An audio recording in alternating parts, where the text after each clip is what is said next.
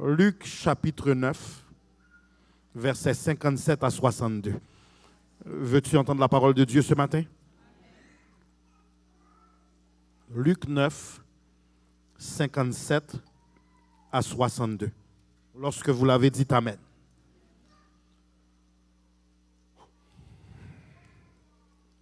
Pendant qu'ils étaient en chemin, un homme lui dit, « Seigneur, je te suivrai partout où tu iras. » Jésus lui répondit, « Les renards ont des tanières et les oiseaux du ciel ont des nids, mais le Fils de l'homme n'a pas un lieu où il puisse se reposer la tête. » Il dit à un autre, « Suis-moi. » Et il répondit, « Seigneur, permets-moi d'aller d'abord ensevelir mon Père. » Donc, remarquez, frères et sœurs, une personne lui dit, « Je te suivrai. » La deuxième intervention, c'est Jésus qui dit à une autre personne, « Suis-moi. » Et cette personne dit, « Laisse-moi d'abord aller ensevelir mon Père. » Mais Jésus lui dit, « Laisse les morts ensevelir leurs morts, et toi vas annoncer le royaume de Dieu. » Et un autre dit, « Je te suivrai, Seigneur, mais permets-moi d'aller d'abord prendre congé de ceux de ma maison. » Jésus lui répondit, « Quiconque met la main à la charrue et regarde en arrière n'est pas propre au royaume de Dieu. » Lève tes deux mains dans la présence de Dieu et dis, « Dieu a mieux pour moi. » Regarde la personne à côté de toi avec toute ton onction, toute ton énergie, toute ton autorité. Dis-lui, Dieu a mieux pour toi. Prenez place. Nous allons voyager lentement dans la révélation avec l'aide de l'Esprit Saint. Nous atterrirons avec énergie. Le titre original, c'était 2024, arrête tes excuses. Mais j'étais trop heureux pour prêcher un titre aussi sévère. Donc j'ai été avec Dieu à mieux pour moi.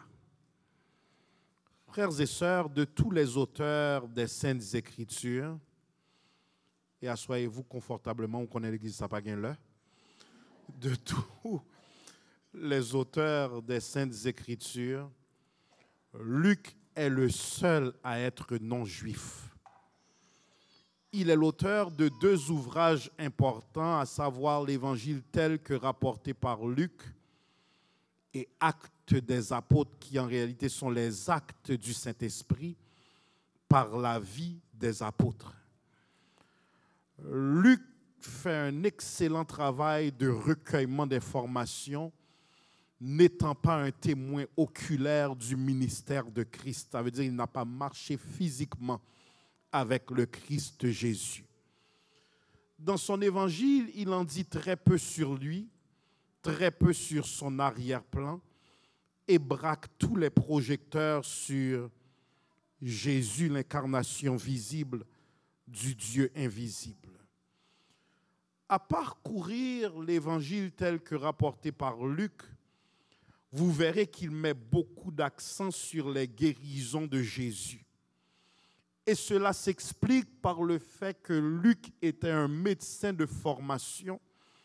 Donc, il comprenait les limitations de la science face à l'omnipotence du Dieu qui peut tout et qui est le maître de l'impossible.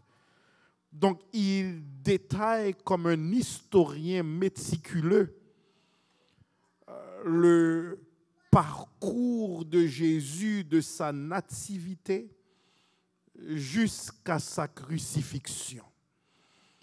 Frères et sœurs, cet auteur, qui n'était pas juif, s'assure de laisser savoir à son lectorat païen, à son lectorat non juif, ça veut dire quoi? Les publicains, les samaritains et tous les parias de la société israélite, il les laisse savoir que cette grâce est pour tous.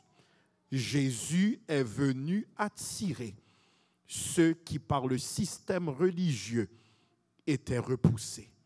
Jésus est venu attirer ceux qui, de par leur ethnie, étaient repoussés. Donc le lectorat que Luc vise est un lectorat païen. Laissez-moi travailler, nous allons fêter la parole de Dieu dans quelques instants. Il ne peut pas y avoir d'édification sans compréhension. Jésus maintenant se met en chemin vers Jérusalem, cité de paix. Et il entame un voyage qui sera un voyage de multiples rejets. Lorsque le temps où il devait être enlevé du monde approcha, l'heure de sa crucifixion approche et il doit se rendre vers Jérusalem. Jésus maintenant prit la résolution d'aller vers Jérusalem, mais chemin faisant, il envoya devant lui des messagers qui se mirent en route et entrèrent pour lui chercher une maison de repos dans le territoire samaritain. Ces hommes sont envoyés pour lui préparer un logement, mais le texte dit on ne le reçut pas. On ne le reçut pas car ce juif se rendait à Jérusalem. Ce n'était pas anormal que Jésus soit rejeté par les Samaritains, car suite à ce rejet issu d'une animosité vieille de quelques siècles, les disciples Jacques et Jean demandèrent à Jésus, « Seigneur, veux-tu que nous commandions le feu qui descende du ciel et les consume ?» Laissez-moi reprendre. Jacques et Jean voient le rejet que Jésus subit et ils disent, veux-tu que nous commandions le feu du ciel afin que ce feu descende et les consume? Mais la réponse de Jésus va témoigner d'amour et de tolérance. Seigneur, j'aime ta parole. Concentrez-vous, CUM. Sa réponse va témoigner d'amour et de tolérance. Sa réponse est non, vous ne savez pas de quel esprit vous êtes animés.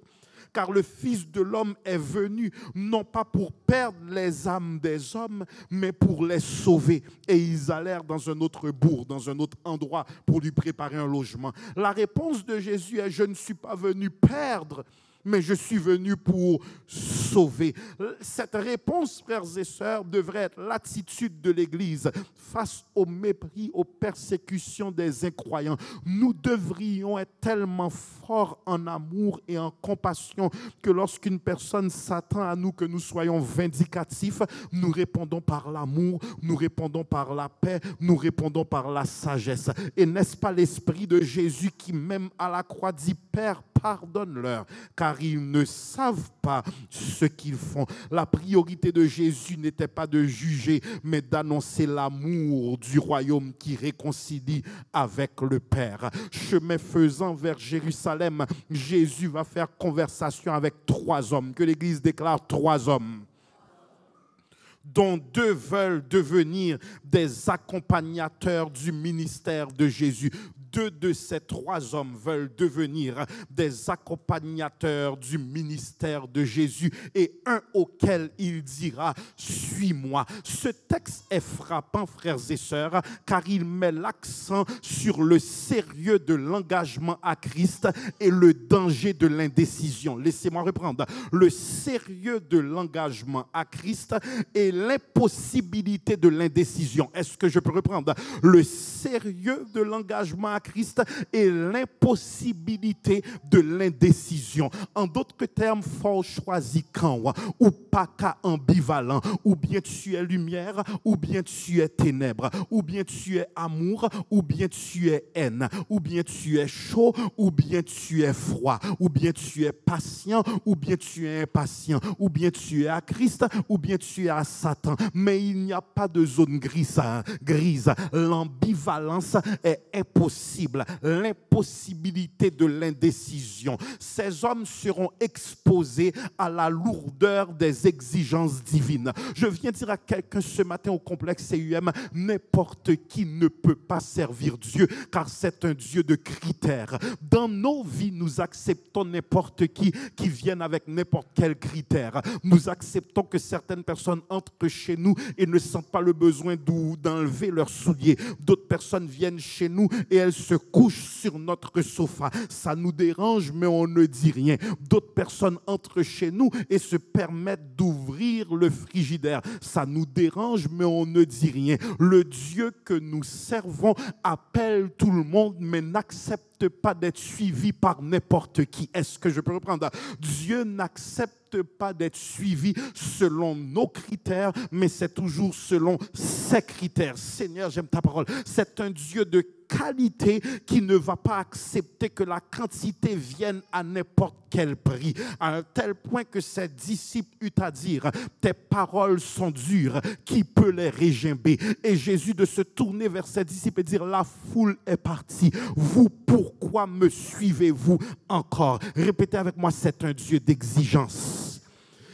Deux personnes veulent suivre Jésus, tandis qu'il appelle la dernière personne à le suivre. Mais dans les trois cas, le cœur est sondé et les motifs sont mis en évidence. Ma question pour nous, Complexe CUM, ce matin: quels sont les critères qui vous motivent à suivre le Christ? Si tu es venu pour un miracle, le jour où tu obtiendras ce miracle, tu disparaîtras. Ton amen est suspect. Il y a certaines personnes, vous les voyez persévérer, elles persévèrent pour un mariage. Il y a certaines personnes, vous les voyez persévérer, elles persévèrent pour un emploi. Il y a certaines personnes, vous les voyez persévérer, elles espèrent un miracle au niveau du 1er juillet pour être propriétaires d'une maison. Il y a certaines personnes, vous les voyez persévérer, elles persévèrent pour une résidence dans le pays. Il y a certaines personnes, vous les voyez persévérer, elles persévèrent pour une promotion à leur emploi. La journée où l'Éternel aura délivré la bénédiction, les vrais motifs du cœur seront révélés. Ma question pour nous, Complexe CUM, ce matin: avec quel motif ou pour quel motif suivons-nous le Maître? Voulons-nous ce qu'il y a dans sa main? Nous ne pouvons pas avoir les choses de Dieu sans Dieu. Laissez-moi reprendre. Nous devrions arriver dans une dimension où nous voulons tellement Dieu, nous ne prions plus pour ce qui est matériel. Je ne te suis pas pour une maison, tu es plus grand que ça. Je ne te suis pas pour une voiture, tu es plus grand que ça. Je ne te suis pas pour l'argent, tu es plus grand que ça. Je te suis car je veux te connaître. Je veux une relation avec toi. Je veux développer proximité avec toi. Je te suis car je veux mourir avec toi. Pourquoi suivons-nous le Maître? Il y a certaines personnes, la pire des choses qui nous soit arrivée, c'est que l'Éternel ait répondu favorablement à notre demande. Car quand ce problème était là, nous étions persévérants. Quand ce problème était là, nous étions au jeûne. Quand ce problème était là, nous étions en consécration. Mais à l'instant où il a délivré la bénédiction, 10 lépreux évêques Aramus ont été guéris, mais 9 ont agi comme si l'Éternel les devait ça. Mais une autre personne, se voyant guérie, dit: je ne peux pas aller vers la réinsertion sociale sans premièrement offrir ma loyauté, mon adoration et ma consécration. Elle se prosterne aux pieds de Jésus. Et Jésus de dire: 10 n'ont-ils pas été guéris? Où sont les 9 autres? Ce matin, es-tu dans le camp de cette personne qui est retournée pour dire merci, ou tu es cette 9e personne qui agite en coup Jésus t'est doué ou ça? J'ai besoin de mettre une pause à ce message. Si tu représentes cette 10e personne qui est retournée venue dire Jésus à Jésus merci, acclame-le comme il faut, parce qu'il ne me devait pas ça. Cette guérison, il ne la devait pas. Ce mariage, il ne le devait pas. Frères et sœurs, Dieu l'a fait, mais sommes-nous reconnaissants? Avec quel motif suivons-nous? Laissez-moi travailler, nous allons fêter la parole de Dieu dans quelques instants. Frères et sœurs, un veut le suivre et dit: Seigneur, je te suivrai partout où tu iras. Ne fais jamais de promesses si tu n'as pas sondé la profondeur de ce que tu as promis. Seigneur, j'aime ta parole. Rate pas ça. Si Dieu ne t'a rien demandé, ne dis rien à Dieu. Il y a certaines personnes, vous voulez tellement que Dieu vous donne le miracle, vous dites: Seigneur, si tu me donnes cet emploi, les 2 premières payes seront à toi. Tu as fait cette promesse et tu as été extrêmement fauché. Les factures s'empilent. La journée que le premier chèque arrive, la personne qui a fait la promesse maintenant commence à regarder le chèque et comme: hey, $2000. Jésus me comprend? Je t'ai dit 2000, mais Fido commençait à écrire. Jésus me comprend, m'te dit ou 2000, mais Hydro-Québec commençait à pécrime. Jésus vous comprend, m'te dit ou 2000, mais où est l'argent pas là, ça fait 6 mois que pas fait greffe là. Ça fait 6 mois que pas changé zong non. Jésus ouais m'te dit ou 2000, mais c'est Valentin Rivet, c'est est-ce que Jésus t'a demandé aux promesses? Est-ce que Jésus t'a demandé au chèque complet? Il t'a demandé la dîme, il t'a demandé l'offrande, mais étant manipulé. Moi, mesdames, regardez-moi avec menace. Vous pensez que je il n'est pas demandé, il te demande dîme, il te demande offrande, mais toi dans ton zèle, tu penses manipuler Dieu avec une promesse. Il y a une autre personne, tu dis Seigneur, je veux le mari, et la journée que tu me donnes le mari ou la femme, à l'instant où j'arriverai à la lune de miel en Jamaïque ou à Dubaï, je te promets Seigneur, je t'aime tellement, je vais chercher ta face les 3 premiers jours, il n'y a rien qui ne se passera, nous allons simplement adorer le Seigneur et après le 3e jour, nous allons commencer à consommer le mariage. Seigneur, nous voulons te donner les 3 premiers jours au nom de Jésus. Et arrivé maintenant, vous atterrissez et vous voyez la belle plage, vous voyez le resort et puis le mari est assis à côté de toi ou la femme est assise et puis Jésus, c'est pas toi, je nomme de Dieu, mal c'est toi, j'aime te dire. Ne faites pas de promesses dont vous n'êtes pas sûr d'avoir sondé la profondeur. Jésus lui dit, tu veux me suivre partout où j'irai alors que je n'ai pas une adresse fixe qui m'appartienne.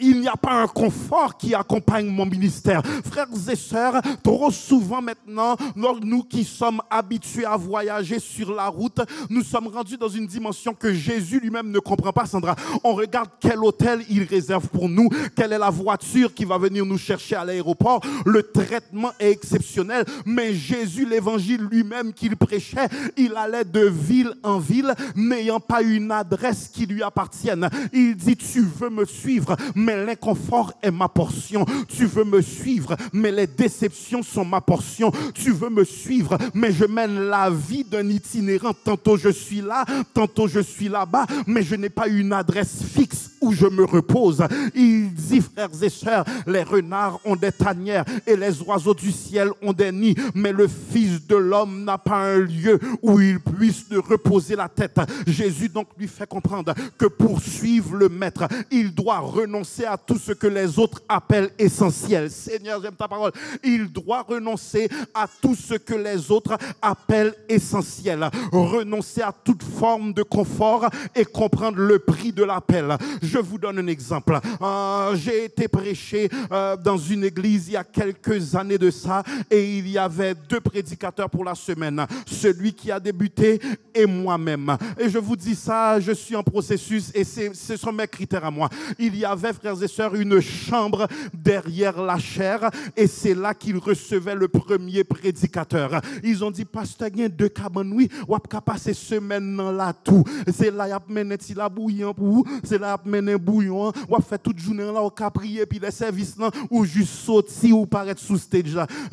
Et puis il dit, ou tout fait connaissance à pasteur tel il saute à Haïti. J'ai dit béni soit l'Éternel, mais bon hôtel là s'il vous plaît. Emmenez-moi à l'hôtel, je pas dormir dans la chambre derrière chez. Mais Jésus, frères et sœurs, n'était pas habitué à aucune forme de confort. Sa priorité était d'annoncer le royaume. Pour me suivre, tu dois renoncer aux vanités du monde et accepter le mode de vie d'un missionnaire. De Timothée 2,4 dit, il n'est pas de soldat qui s'embarrasse des affaires de la vie s'il veut plaire à celui qui l'a enrôlé. Savez-vous c'est quoi la qualité d'un bon soldat?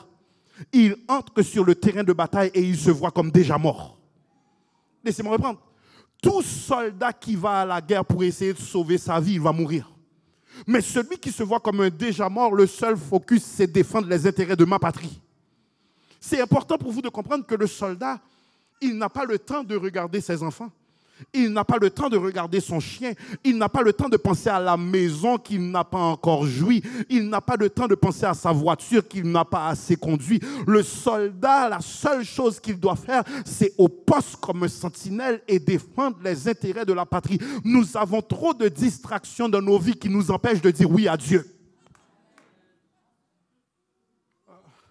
Frères et sœurs, et je vous redonne cet exemple.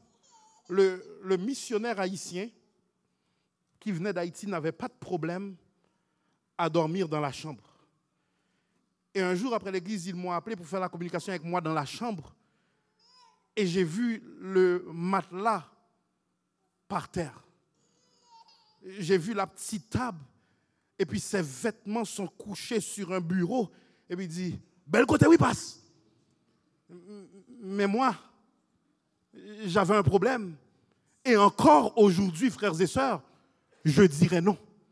Mais le point que j'essaye de vous emmener, assurons-nous, frères et sœurs, que nos motifs, lorsqu'il s'agit d'aller pour Dieu, ne soient jamais une question d'argent, ne soit jamais une question de confort, ne soit jamais une question de vedettariat, mais assurons-nous que comme Jésus, certaines fois, nous puissions vivre l'embarras de dire oui au Seigneur. Parce que dans le ministère, il y a crier, dans le ministère, il y a déception. Oui, dire oui à Dieu, c'est un appel à la persécution, un appel au mépris et certaines fois un appel même au rejet familial. Souvenez-vous de l'homme riche, frères et sœurs, qui souhaitait acquérir la vie éternelle sans renoncer à ses richesses. En Marc 10, 17, 23, comme Jésus se mettait en chemin, un homme accourut et se jetant à genoux devant lui. Bon maître, lui demanda-t-il, que dois-je faire pour hériter la vie éternelle? Jésus lui dit, pourquoi m'appelles-tu le bon? Il n'y a de bon que Dieu seul. Tu connais les commandements, tu ne connaîtras point d'adultère, tu ne tueras point, tu ne déroberas point, tu ne diras point de faux témoignages, tu ne feras point de tort à personne. Il dit, maître, j'ai observé toutes ces choses dès ma jeunesse. Mais Jésus, l'ayant regardé, l'aima et dit, il te manque une chose. Va, vends tout ce que tu as, donne-le aux pauvres et tu auras un trésor dans le ciel, puis viens et suis-moi. Mais affligé de cette parole, cet homme s'en alla tout triste. Affligé de cette parole, il s'en alla tout triste. Frères et sœurs, c'est capital pour nous de comprendre que cet homme, son espérance était dans ses biens. Maintenant, laissez-moi vous donner un autre témoignage. Dans le premier témoignage, j'ai paru mal, donc je dois sauver ma face pour vous donner un deuxième témoignage où je parais bien. Dernièrement, frères et sœurs, j'ai été prêché dans un ministère qui m'a extrêmement bien reçu, mais je savais que le niveau de décorum qu'ils ont déployé pour m'avoir ne reflétait pas les recettes reçues dans les paniers. Et à la fin, frères et sœurs, le Seigneur m'a dit, comme je t'ai béni, mon fils, sois une bénédiction. Et lorsqu'ils sont venus me rencontrer avec le chèque, j'ai dit, semez tout ça dans le ministère, je repartirai à zéro. Dans le premier témoignage, vous gardez me drôle. Deuxième témoignage, est-ce qu'on peut applaudir Jésus pour moi, s'il vous plaît? Oh my God! Mais c'est capital de comprendre, frères et sœurs, trop souvent nous sommes attachés aux biens, nous sommes attachés au matériel. Cet homme s'apprêtait à rater la vie éternelle pour sa richesse. Le psalmiste dit, moi, pito gen Jésus, passé toute bagaille que le monde pas capable bailler. Pour suivre Christ, il faut le reconnaître comme l'étranger céleste, entrer dans ce monde dans une simple crèche. Laissez-moi reprendre. Il faut reconnaître Christ comme l'étranger céleste, entrer dans ce monde dans une simple crèche parce qu'il n'y avait pas de place pour lui à l'hôtellerie. Il n'y avait pas de place pour lui à l'hôtellerie. Ça veut dire quoi? Il ne participait pas au confort de ce monde. Ce Jésus n'avait pas un lieu où se reposer la tête. Il est le maître de l'univers, mais il était sans richesse. Pour nous, frères et sœurs qui sommes croyants, ce monde n'est pas une place de repos. À cause de ces souillures, nous sommes appelés à comprendre que nous sommes des pèlerins voyageurs. La deuxième personne dans ce segment de texte est l'objet d'un appel direct du Seigneur. Regarde la personne à côté de toi, dis-lui, Dieu t'appelle. C'est l'objet d'un appel direct du Seigneur. Il dit, suis-moi. Et l'autre répondit, permets-moi premièrement d'aller ensevelir mon père. Comment peut-il dire au Seigneur, permets-moi d'aller ensevelir mon père? C'est important pour nous de comprendre, pasteur Kenol, que lorsqu'il dit, permets-moi d'aller ensevelir son père n'est pas mort. Son père est mourant. Voici ce que ça veut dire lorsqu'on étudie les commentaires bibliques. Permets-moi d'aller ensevelir mon père. Ce qu'il dit en réalité, Patrick, c'est permets-moi d'aller régler ma portion d'héritage. Laissez-moi reprendre. Permets-moi d'aller recevoir ce qui me revient de l'assurance et ensuite de ça, je te suivrai. Combien d'entre nous disons à Dieu, j'ai un dernier dossier à régler, ensuite de ça, je prendrai l'évangile au sérieux. J'ai une dernière transaction à faire, ensuite de ça, je prendrai l'évangile au sérieux. Laisse-moi un dernier mois dans la débauche car c'est l'été. À partir de septembre, je prendrai l'évangile au sérieux. Laisse-moi un dernier bal car j'ai déjà payé le billet. Ensuite de ça, je prendrai l'évangile au sérieux. Laisse-moi ce dernier copain et cette fornication. Ensuite de ça, je mettrai un terme à la relation et je prendrai l'évangile au sérieux. Savez-vous c'est quoi le problème? Quand toi, tu te décides à prendre Dieu au sérieux, il soit possible que celui qui tienne ta respiration dise, tu débarques de mon monde. Seigneur, j'aime ta parole. Laissez-moi reprendre. Ne dis jamais je ferai telle chose quand j'aurai le temps. C'est une arrogance. Le temps ne t'appartient pas. Frères et sœurs, nul ne sait ce qu'un jour peut enfanter. Un homme riche avait des greniers. Il dit, j'amasserai, j'aurai pour ma retraite. Il y aura pour mes enfants et mes arrière-enfants. Et tandis que tout son plan était préparé sur des décennies, la voix de Dieu lui dit, insensé, cette nuit même ton âme te sera redemandée. Et tout ce que tu as amassé, pour qui sera ça? Frères et sœurs, nous devons comprendre que la seule certitude dans ce monde, c'est vivre pour Jésus. Car tu peux avoir des économies et des économies qui te rendent ennemi avec les gens de ta famille et tu attrapes un cancer, tu n'as même pas eu le temps de jouir. Ce qui t'a rendu ennemi, ce qui a provoqué ton divorce, parce que celui qui tient le souffle de vie t'a dit entre à la maison. C'est pour cette raison que Moïse, au psaume 90, 12 dit, enseigne-nous à bien compter nos jours afin que nous appliquions notre cœur à la sagesse.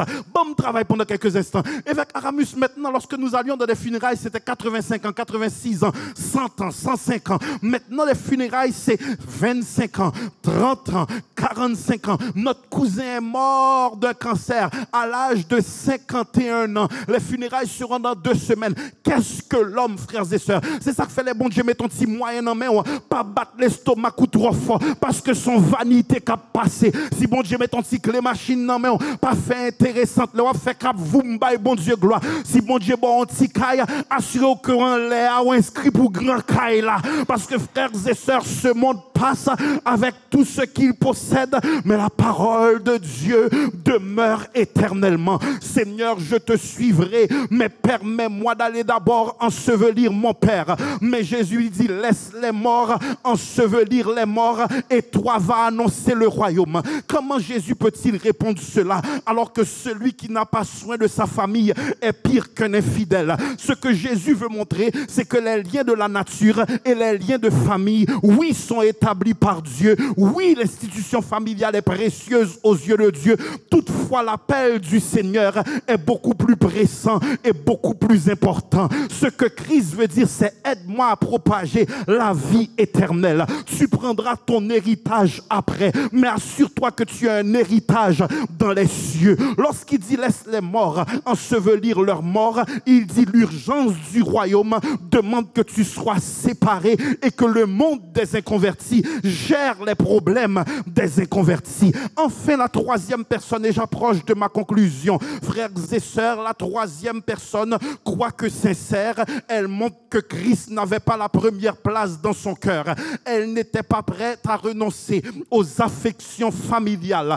Un autre dit, je te suivrai, mais Seigneur, permets-moi d'aller d'abord prendre congé de ceux de ma maison. Jésus lui dit, quiconque met la main à la charrue et regarde en arrière n'est pas digne de mon royaume. Regarde la personne à côté de toi, dis-lui devant net. Come on, regarde la personne à côté de toi, dis-lui devant net. On doit arriver dans une dimension complexe CUM où on dit quel que soit le prix à payer, il n'est pas question de déposer ma croix. La voix du Seigneur m'appelle, prends ta croix et viens, suis-moi. Je réponds, Sauveur fidèle, me voici, je suis à toi. Et ce je suis à toi, C'est un contrat et une allégeance, qu'importe les circonstances, nous sommes au Seigneur. Nous sommes qualité, nous laisse à bon me servir, laisse à bon me louer, laisse à bon m'adorer. Mais Dieu cherche une personne qui s'engage, quel que soit le prix à payer, et dire jusqu'au bout, je veux te suivre dans les bons, les mauvais jours. L'hymnologiste dit, on nous travaille pour le Seigneur avant le soleil là couché, pour annoncer nouvelles lits tout partout. Dieu cherche dans cette église des gens engagés, et dans la souffrance ils disent, Seigneur, tu peux compter sur moi. Dans l'humiliation, Seigneur, tu peux compter sur moi. Dans la pauvreté, Seigneur, tu peux compter sur moi. Dans la tristesse, Seigneur, tu peux compter sur moi. Laissez-moi vous dire, frères et sœurs, il n'est pas question de regarder en arrière. Dieu a mieux pour moi. À chaque fois que Dieu t'appelle, oui, il y aura souffrance, oui, il y aura tristesse, mais il a mieux pour toi. Souvenez-vous, il a dit, je vais juger Sodome pour son immoralité, sa dépravation morale et sexuelle. Mon feu va tomber sur la ville de Sodome, mais parce que j'ai une alliance avec Abraham. On s'arrête là quelques instants. Il y a certaines personnes, vous devriez dire merci maman, merci papa, car vous étiez étranger de la vie de Dieu, mais la balle n'a pas pu te toucher lorsque tu allais ça et là, parce que maman priait, parce que papa priait, parce que grand-papa priait. Il y a certaines personnes, vous avez été couverts par défaut, par l'intercession des autres, tandis que tu faisais le fou, la folle dans les rues.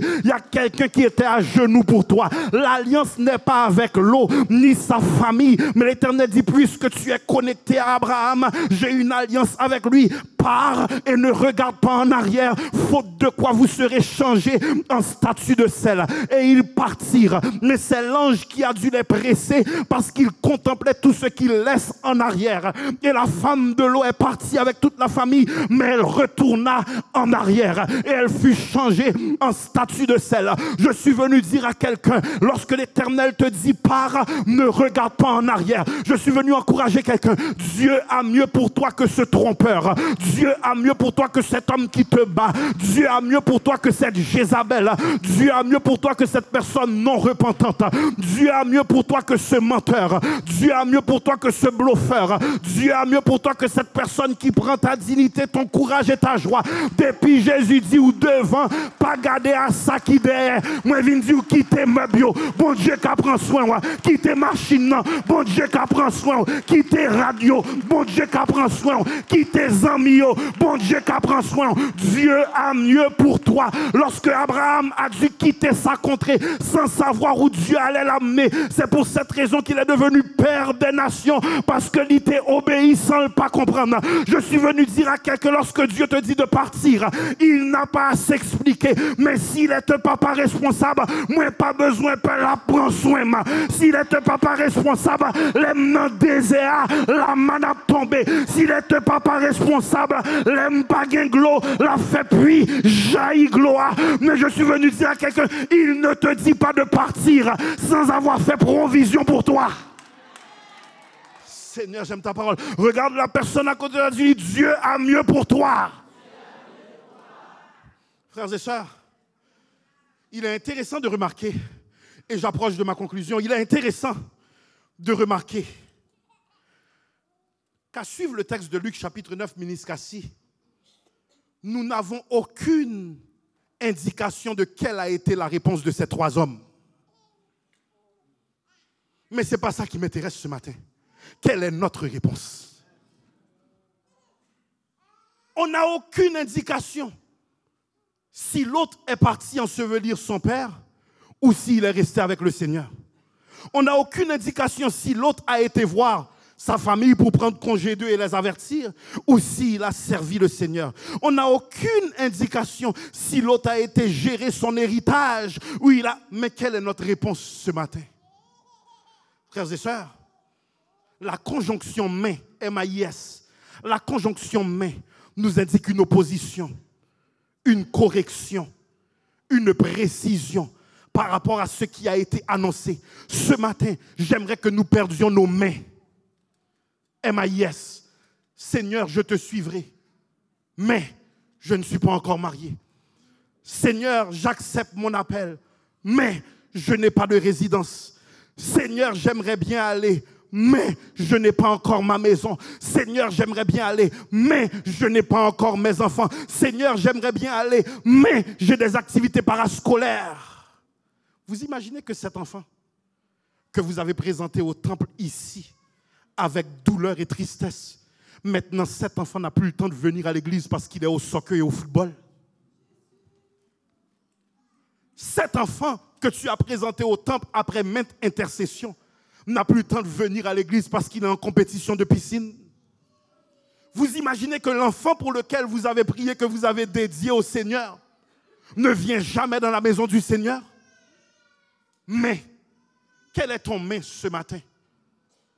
Seigneur, je t'aime, mais la raison pour laquelle je ne viens pas à l'église, personne chez moi ne prie. Seigneur, je veux te suivre, mais mon copain n'est pas converti.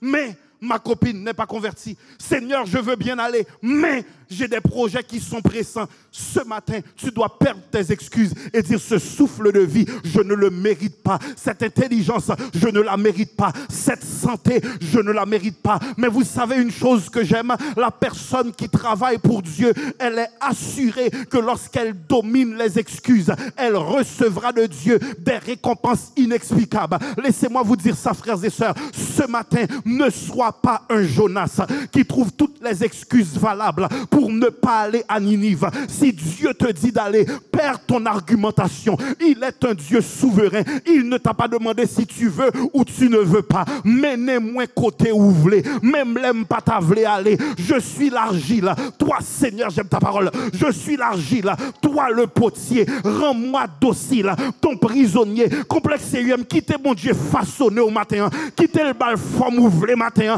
Laisse Dieu donner une forme à ta vie. Laisse Dieu faire de toi un vase d'honneur, un vase d'utile. Il y a trop de personnes, nous sommes orgueilleux, nous sommes en rébellion, nous négocions avec Dieu. Gain grâce, dit Jésus, voyez-moi, quand on voyez me braler, qui sommes-nous pour dire non à Dieu? Romains 10, 14 à 15 dit comment donc invoqueront-ils celui en qui ils n'ont pas cru? Et comment croiront-ils s'ils n'ont pas entendu parler? Et comment entendront-ils parler s'il n'y a personne qui prêche? Et comment y aura-t-il des prédicateurs s'ils ne sont pas envoyés? Frères et sœurs, le ministère n'est pas que combat et difficulté. Si Dieu te dit de travailler pour lui, faites tout pour la gloire de Dieu. Si vous avez balé l'église, balé l'église.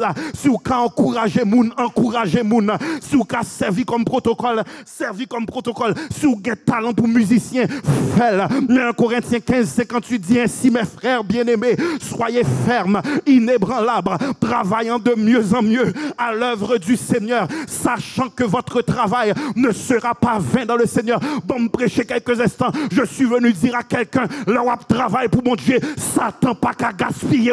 Moi, j'ai la ferme assurance que j'ai de vieux maladies que t'apprends, mais on travaille pour mon Dieu. J'ai de vieux dépressions que t'es qu'apprends, mais on travaille pour mon Dieu. J'ai de grimaces et demi en fait, dit t'es qu'à craser, mais on travaille pour mon Dieu. Je suis venu dire à quelques frères et donc, leur travail pour mon Dieu, les régler causer, leur travail pour mon Dieu, les défendre cause, leur travail pour mon Dieu, les craser secret, leur travail pour mon Dieu, les lever des filles, leur travail pour mon Dieu, les passer avant, leur travail pour mon Dieu, les marcher avant dans vallée, leur travail pour mon Dieu, les camper avant, et puis il dit Dieu est pour moi, je ne crains rien que peuvent me faire les hommes, mais mes conditions mieux en mieux, ou même qu'à prêcher, prêcher mieux, ou même qu'à prier, prier mieux, ou même qu'à baler, baler mieux, ou même qu'à faire multimédia, faire bien, parce que nous n'avons papa qui pas irresponsable, nous n'avons patron qui est juste. Bon Dieu, pas gaspiller courage, il pas gaspiller courage, moi dis il pas gaspiller. Frères et sœurs, le ministère n'est pas facile. Pierre eut à dire en Matthieu 19, 27 à 29, Pierre prenant la parole dit, voici, nous avons quitté tout quitter pour te suivre. Qu'en sera-t-il de nous? Et Jésus leur répondit, je vous le dis en vérité, quand le Fils de l'homme, au renouvellement de toutes choses, sera assis sur le trône de sa gloire, vous qui m'avez suivi, vous serez de même assis sur 12 trônes et vous jugerez les 12 tribus d'Israël. Mais il dit encore, il n'y a personne ayant quitté famille, maison, ayant tout quitté dans cette vie, qui ne le reçoive au centuple dans cette vie. Je suis venu dire, il y aura une récompense en haut, mais en bas tout parce qu'on travaille pour mon Dieu.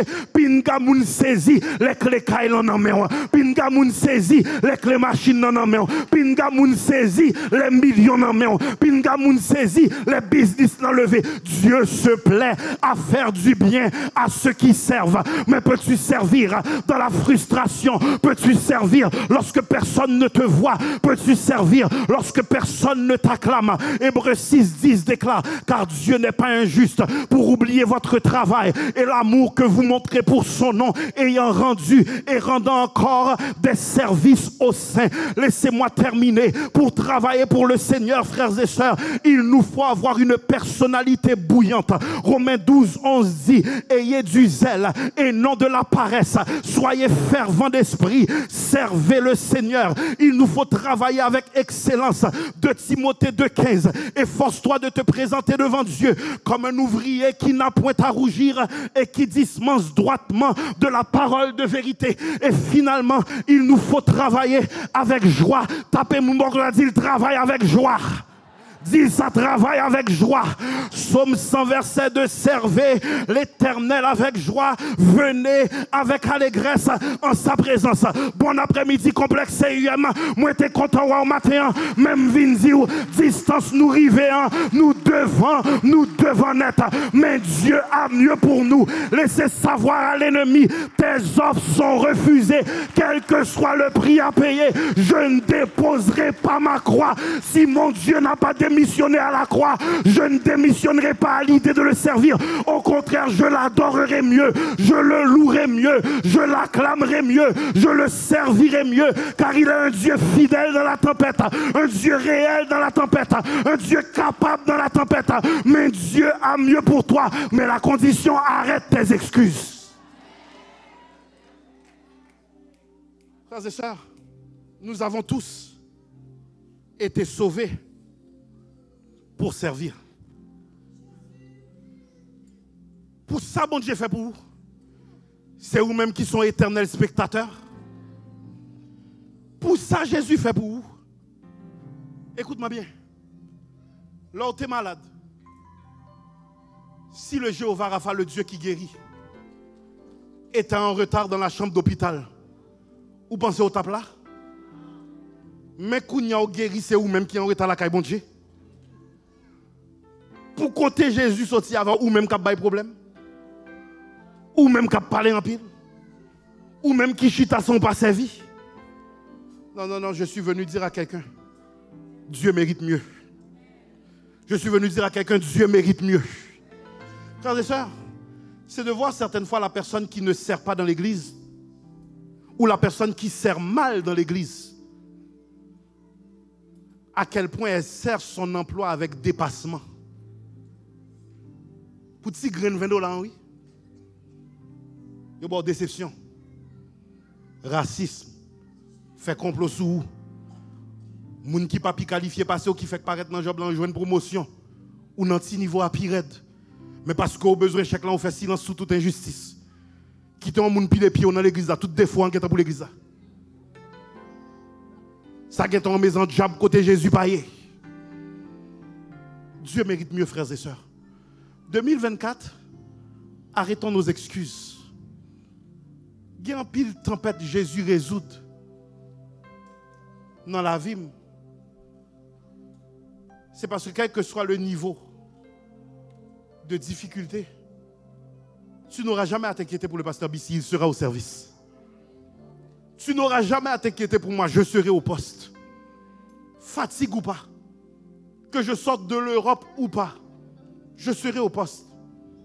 Parce que travailler pour Dieu, frères et sœurs, c'est un privilège. Évêque Aramis, Jésus paye nous déjà. Moi, je dis, Jésus paye nous déjà. Lorsque tu peux entrer chez toi et tu vois que tu es dans la joie, tu joues avec ta femme, tu joues avec tes enfants, tu vois tes enfants être intelligents et réussir. Jésus paye déjà. Lorsque tu entres chez toi et tu peux dire, je me couche et je m'endors en paix, car l'Éternel est la sécurité dans ma demeure. Jésus paye déjà. Là, au cas où on peut entrer, sortir l'hôpital, Jésus paye déjà. Prends une bonne respiration. Expire. Ce ne sont pas les morts qui louent l'Éternel. Jésus paye déjà.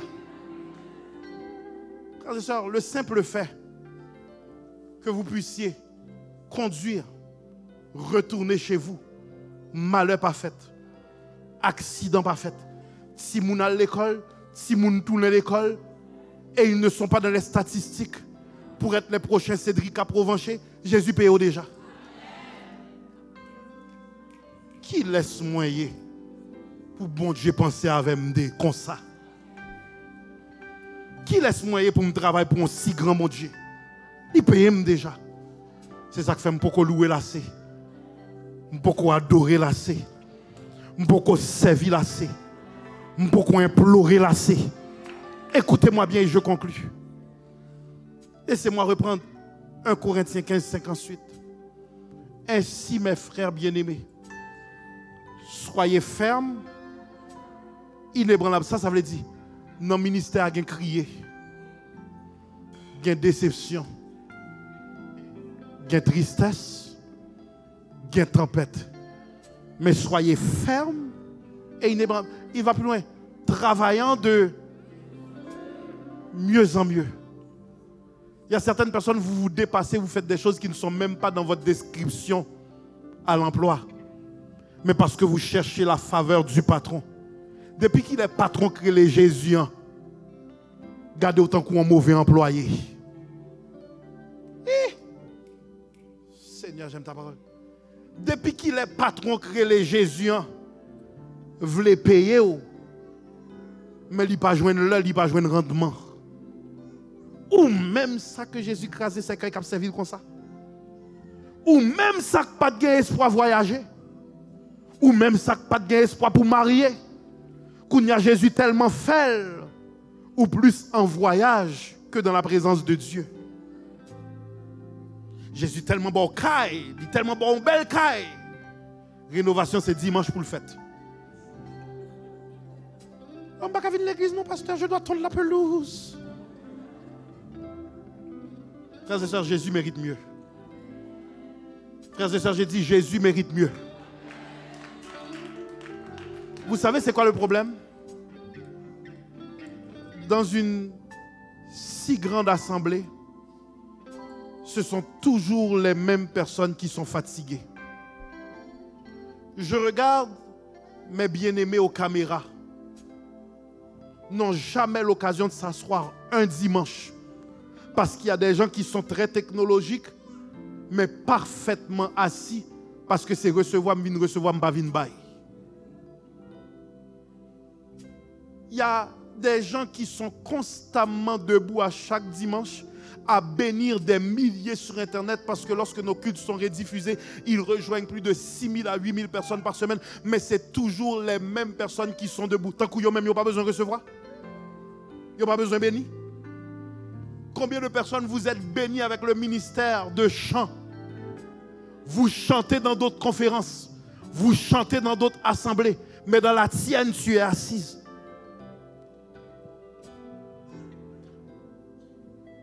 Les besoins sont nombreux. Il y a certaines personnes, vous avez le don d'accueillir. Mais c'est toujours les mêmes personnes qui sont debout à faire le protocole. 20 personnes qui servent 500 personnes à chaque semaine. Mais on n'a pas besoin de savoir. Parce que même c'est chita, m'vin chita. L'autre n'est pas fatigué. Je veux une conscientisation dans cette église, frères et sœurs. J'ai dit, je veux une conscientisation dans cette église que Dieu mérite mieux. Tout le monde ne va pas prêcher, tout le monde ne va pas chanter, mais gon bagay ou café. Moi, je dis gon bagay ou café. J'aurais fait un appel à l'hôtel, mais je ne veux pas mettre les projecteurs sur personne. Même quoi message là pour tout le monde. De moi jusqu'à vous. Notre Dieu mérite mieux.